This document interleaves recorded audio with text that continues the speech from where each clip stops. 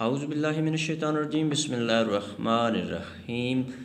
السلام علیکم میرے معزز ناظرین، میں آپ کو اپنے یوٹیوب چینل اردو ادب اور ادب پر خوش آمدید کہتا ہوں۔ آج ہم اردو لیکچر کے امتحان کی تیاری کے لیے آپ کے لیے ہمیشہ کی طرح ماڈل پیپر کے طور پر 10 سوالات لے کر آئے ہیں، جن کو دیکھنے اور سننے کے بعد آپ کو اردو لیکچر کے امتحان کو پاس کرنے میں انشاءاللہ ضرور مدد ملے گی۔ ایک اردو ادب کا طالب علم ہونے کے ناطے میری آپ سے گزارش ہے کہ اگر کسی جگہ پر آپ کو ویڈیو میں کسی قسم کی غلطی نظر آئے تو کمنٹس باکس میں ضرور کمنٹس کر دیں، میں آپ کا بے حد شکر گزار ہوں گا، کیونکہ اس سے مجھے اپنی اصلاح کرنے میں مدد ملے گی۔ تو چلتے ہیں اپنے موضوع کی جانب۔ تو آج کی ویڈیو کا جو پہلا سوال ہے وہ سوال نمبر 31 ہے۔ آتش پارے کس افسانہ نگار کا اولین افسانوی مجموعہ ہے؟ سوال نمبر 31 دوبارہ سننا۔ آتش پارے کس افسانہ نگار کا اولین افسانوی مجموعہ ہے؟ آپشن اے Ashfaq Ahmad, option B Saadat Hasan Manto, option C Ahmad علی، آپشن ڈی انتظار حسین۔ تو سوال نمبر 31 کا جو درست جواب ہے وہ ہے آپشن بی سعادت حسن منٹو۔ تو چلتے ہیں سوال نمبر 32 کی جانب۔ پنجاب میں اردو کے مصنف کون ہیں؟ سوال نمبر 32 کو دوبارہ سننا۔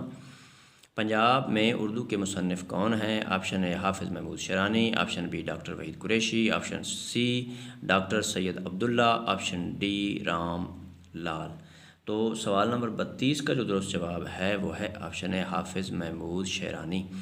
تو چلتے ہیں سوال نمبر 33 کی جانب۔ سوز وطن کس کے افسانوں کا مجموعہ ہے؟ سوال نمبر 33 دوبارہ سننا۔ سوز وطن کس کے افسانوں کا مجموعہ ہے؟ آپشن اے Krishna Chandra, option B Ismat Chughtai, option C Prem Chand, option D Saadat Hasan Manto.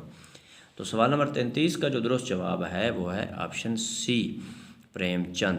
تو چلتے ہیں سوال نمبر 34 کی جانب۔ دست تیسنگ کس کا مجموعہ کلام ہے؟ سوال نمبر 34 دوبارہ سننا۔ دست تیسنگ کس کا مجموعہ کلام ہے؟ Option a Akhtar Sherani, option be Majeed Amjad, option C known ma'am Rashid, option D فیض احمد فیض۔ تو سوال نمبر 34 کا جو درست جواب ہے وہ ہے آپشن ڈی فیض احمد فیض صاحب۔ تو چلتے ہیں سوال نمبر 35 کی جانب۔ اردو کی آخری کتاب کے مصنف کون ہیں؟ سوال نمبر 35 دوبارہ سننا۔ اردو کی آخری کتاب کے مصنف کون ہیں؟ Option A Ibn Insha, option B Ashfaq Ahmad, option C Maulana Muhammad Hussain Azad, option D شفیق الرحمان۔ تو سوال نمبر 35 کا جو درست جواب ہے وہ ہے آپشن اے ابن انشا۔ تو چلتے ہیں سوال نمبر 36 کی جانب۔ کلیات یگانہ کو کس نے ترتیب دیا ہے؟ سوال نمبر 36 کو دوبارہ سننا۔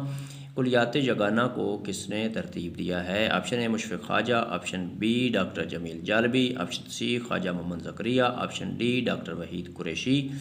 تو سوال نمبر 36 کا جو درست جواب ہے وہ ہے آپشن بی ڈاکٹر جمیل جالبی۔ تو چلتے ہیں سوال نمبر 37 کی جانب۔